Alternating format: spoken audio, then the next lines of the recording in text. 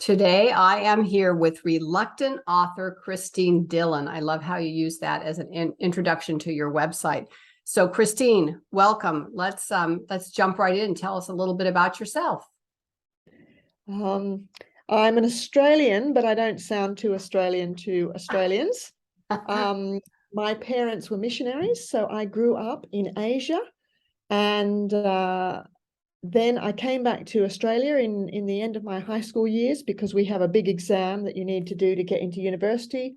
I studied what you call physiotherapy, and worked in the public and the private health system for a while.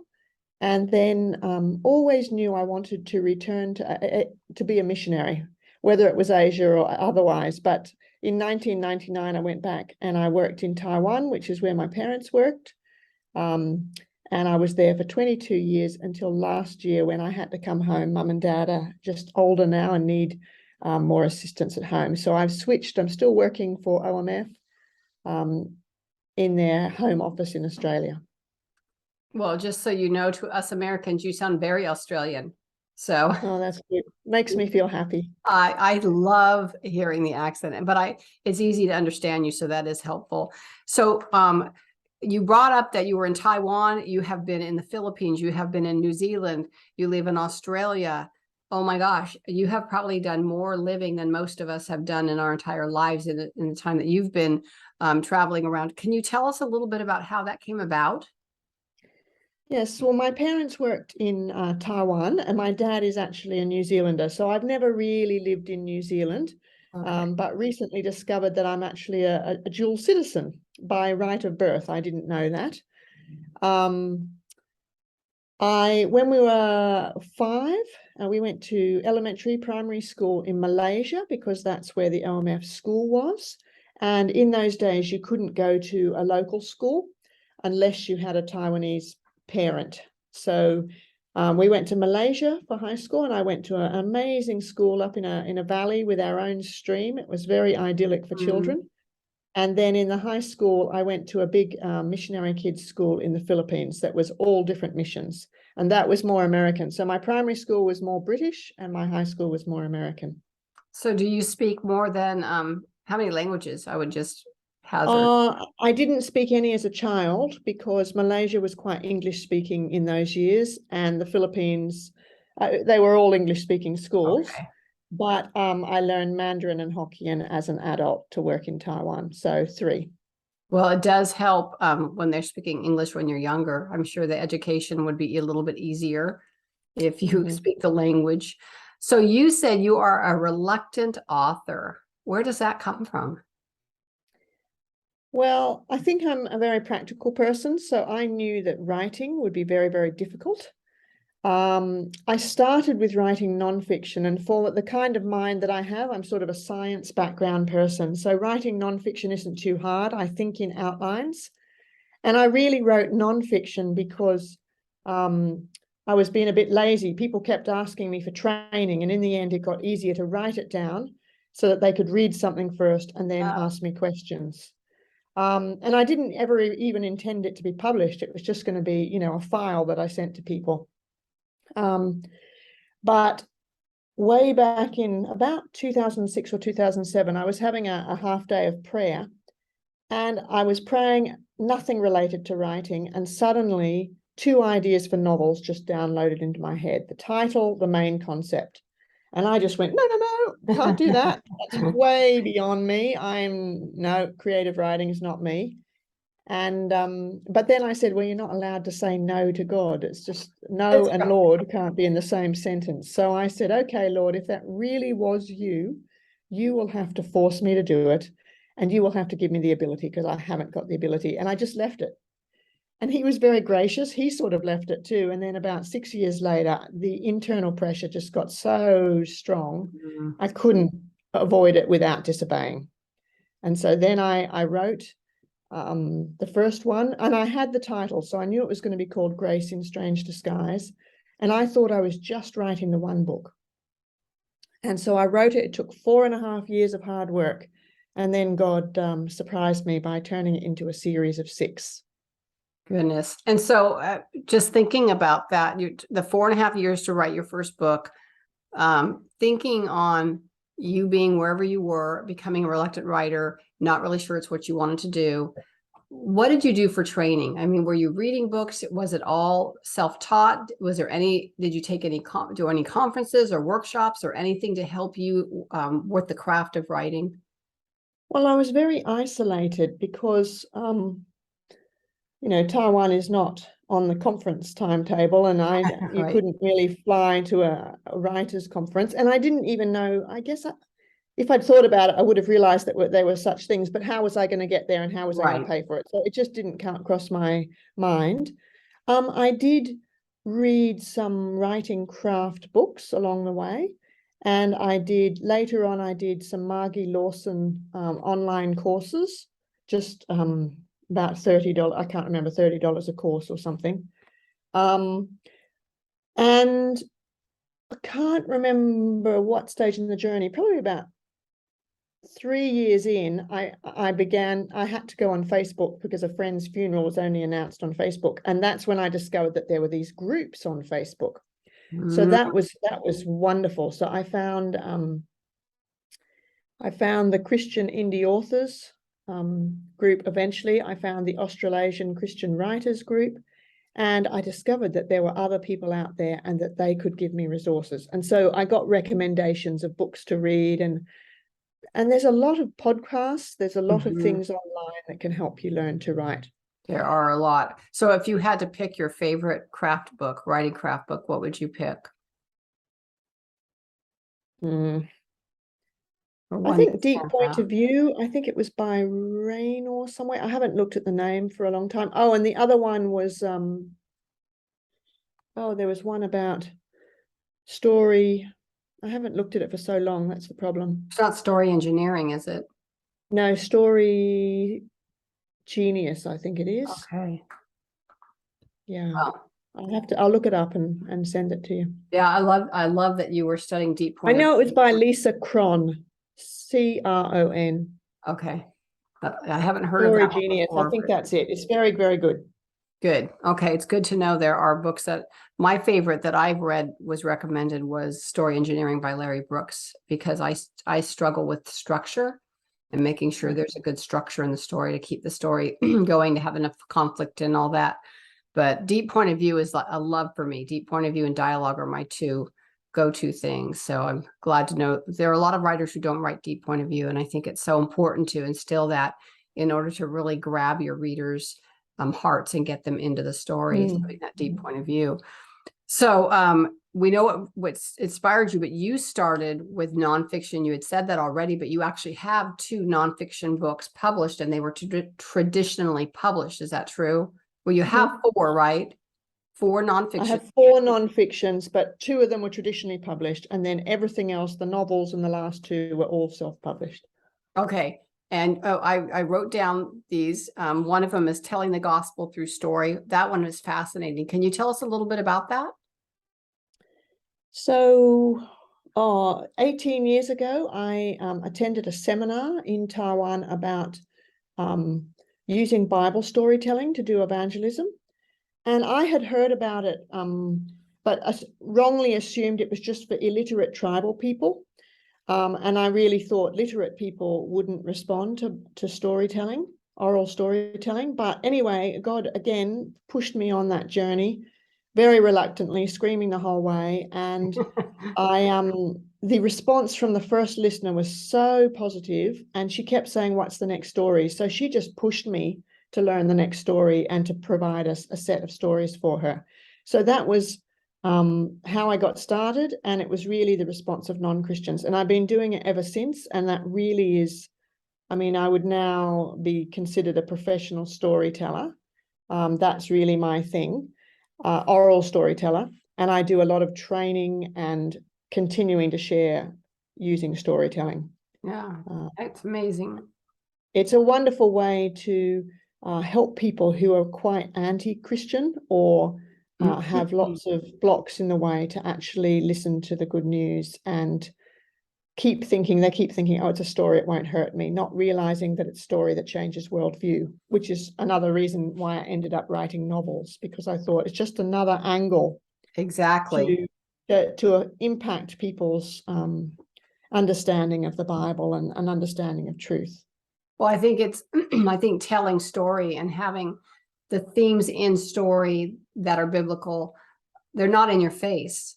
They're easier to take in without feeling as if somebody's pushing it, cramming it down your throat. It's not you being told to do this. It's a character that's going through this. So it's easier to take that way, I believe, as well.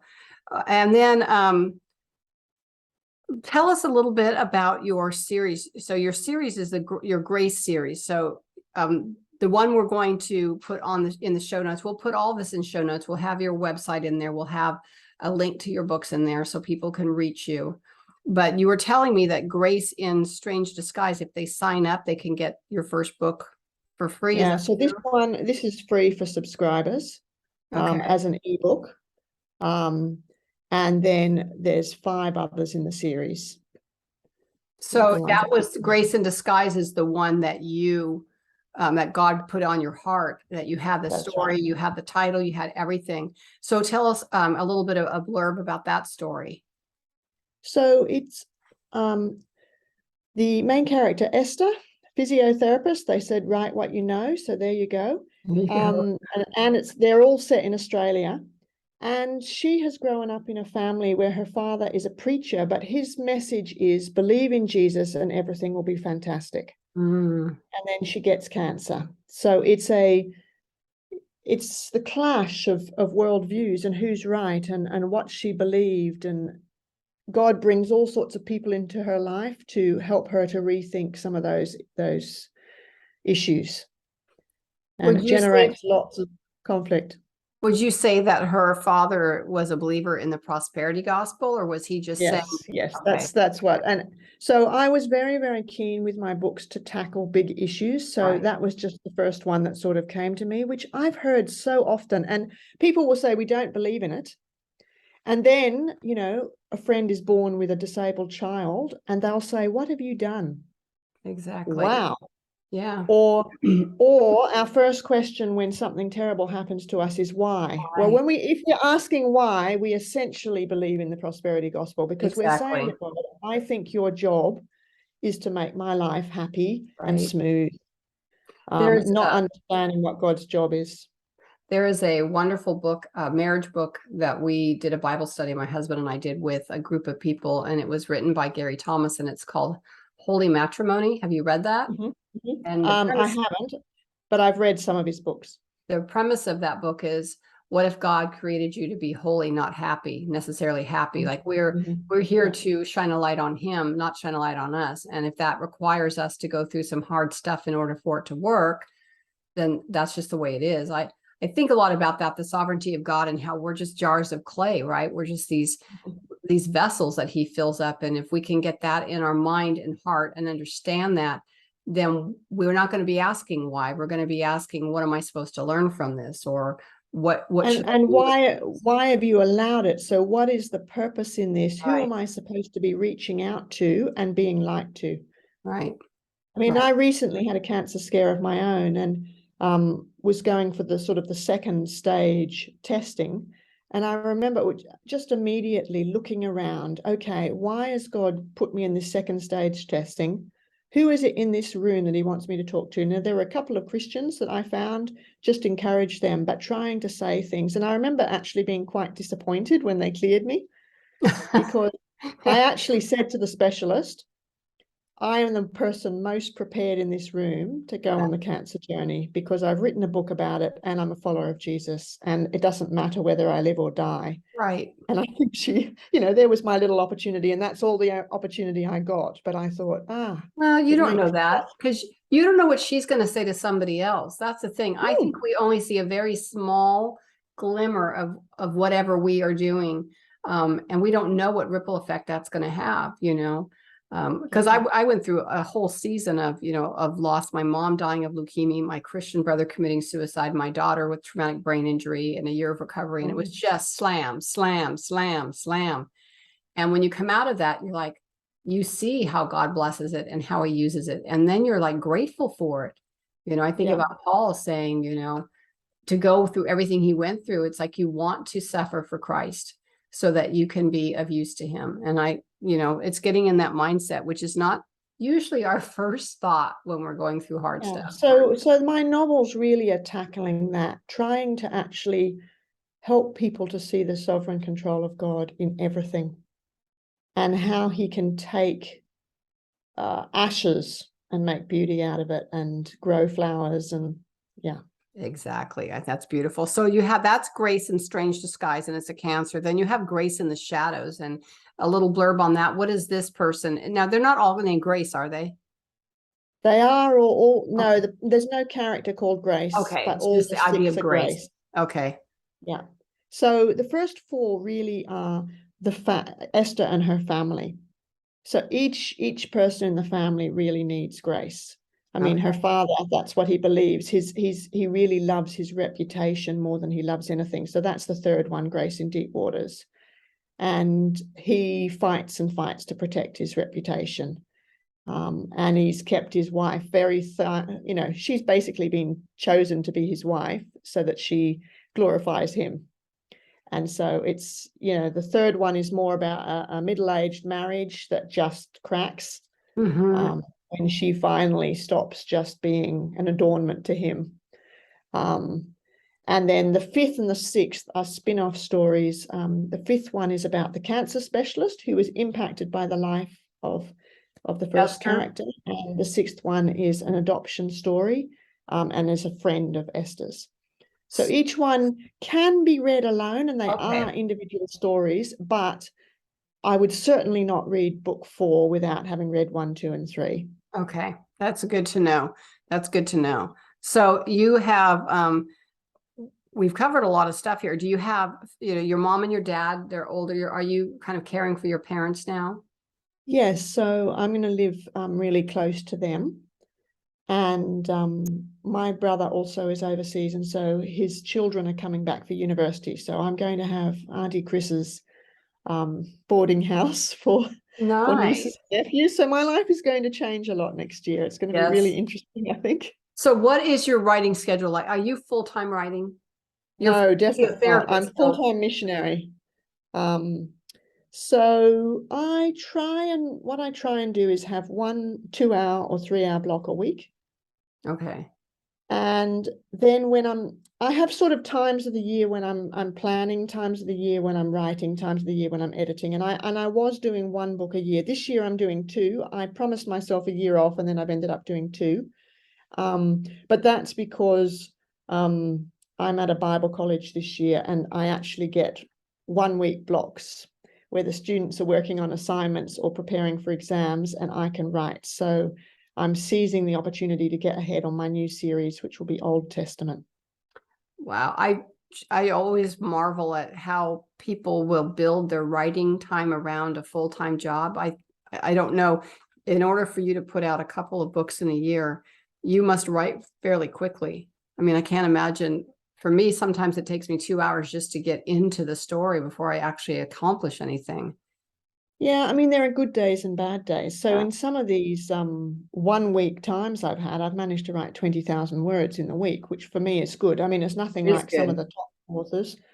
But my books are about 75,000 words. So you just do the maths. And when I'm in a writing when I'm really writing, I try and do at least 500 words a day, and that very soon works up to 1,000, and then I just do everything else after that. Okay. Yeah. So I'm very disciplined, so that helps. Well, I feel like I'm disciplined, but my publisher was saying, well, just write it all out, spend this much time writing, and then you can go back the next day and edit. And my thing is, I can't move on to the next scene until I've edited the previous. I have to get back into it. It's almost like you've got to get in that heart mode, to be in the character. One of the things I've learned is not to finish a chapter when you're writing, so that you leave yourself in full flow. So when I reach my word count, I stop. Wow. Unless I've got more time. And that means that I'm in the flow the next morning, because it's starting the thing going. So I used to love finishing a chapter, but now I've learned actually to stop in the middle, and that will be easier to write. Well, maybe that's where I'm making my mistake, because I'm trying to get a chapter done a day. It's about 3,000 words a day. And so I feel good if I can get a chapter done. Maybe I need to stop so I get back in the flow quicker. And for you, what about marketing? I don't know anything about Australia. I know here, we're required to do a lot of our own marketing, even if you're traditionally published as I am, and you're doing a lot of indie publishing. What do you do for marketing? Well, when I started this journey, because I knew something about traditional publishing.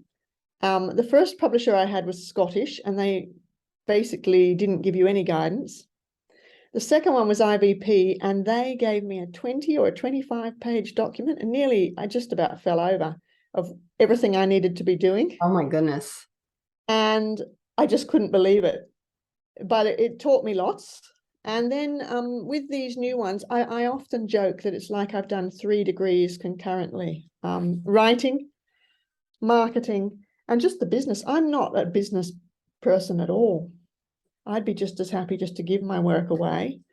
But it's I've just learned bit by bit, and I learn an awful lot from different Facebook groups. So I'm in Christian Indie Authors is fantastic, but the other one that's been fantastic has been Wide for the Win. And it's about selling not exclusive to Amazon. Because I had made that decision early on. I just don't believe in monopolies, basically, except for in God. So I made the decision early on, but I was feeling really, really lonely in it. And it was great to find this group. It's a secular group, and there are things on it that I don't love, but they really stick to topic, and it's been really helpful. Oh, that's good. Yeah. So I've learned a heap from that. And then I pray a lot about it, and I've learned to do things step by step and not to be in a hurry.